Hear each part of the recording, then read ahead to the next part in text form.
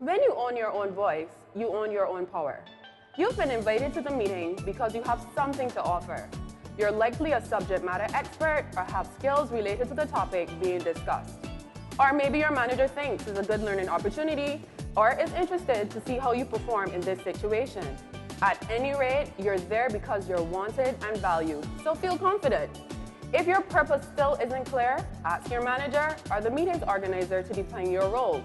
Expressing your own ideas or views can be nerve-wracking.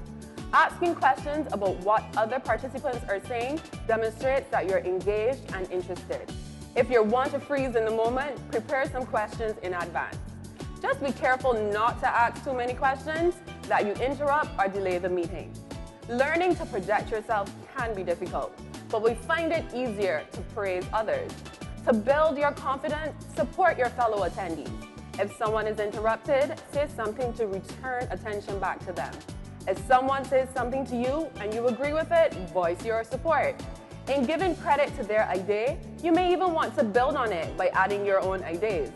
When you become confident about speaking up for others, you'll feel less self-conscious about speaking up for yourself.